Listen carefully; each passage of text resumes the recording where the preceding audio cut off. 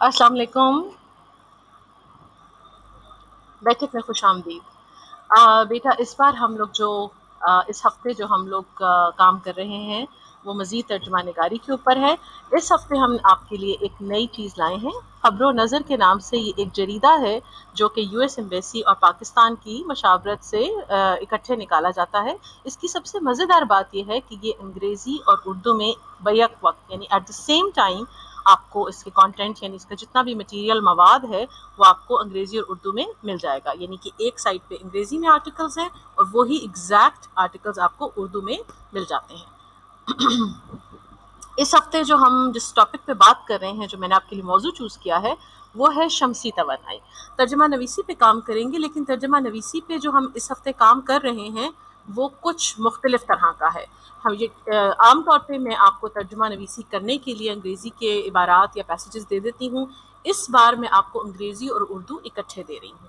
अब आपने इसमें करना क्या है, सबसे पहले हम देख लेते हैं किस किस्म का इसमें मटेरियल किस किस्म का है और ये इबारत किस बारे में है।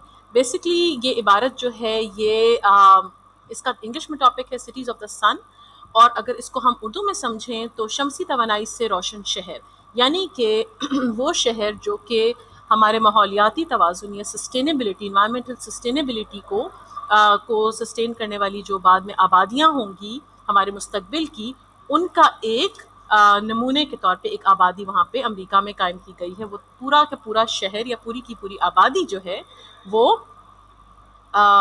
शमसी तवानाई यानी कि सोलर एनर्जी पे चल सकेगी। ये पूरा पैसेज अंग्रेज़ी और उर्दू दोनों में मौजूद है। इसमें अंग्रेज़ी की इबारात भी मौजूद हैं और उर्दू की इबारात भी मौजूद हैं और वर्ड टू वर्ड तर्जुमा निगारी ट्रांसलेशन मौजूद है।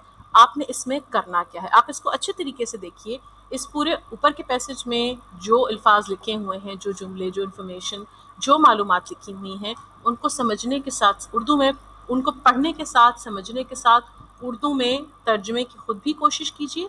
लेकिन सबसे अहम काम यह है कि आपने तर्जुमा निगारी की कोशिश करते हुए देखना है कि आप कहाँ पे खुद तर्जुमा नहीं कर सके, और जहाँ आप खुद नहीं कर सके नीचे तर्जुमा मौजूद है, उसको, उस हर्फ को, उस जुमले को, उस फ्रेज़ को, चाहे वो 2 से 3 लफ्ज़ी जुमला हो, चाहे वो 3 से 4 लफ्ज़ी जुमला हो, चाहे वो एक लफ्ज़ हो, उसको उसकी फ़हरिस्त बना लेनी है।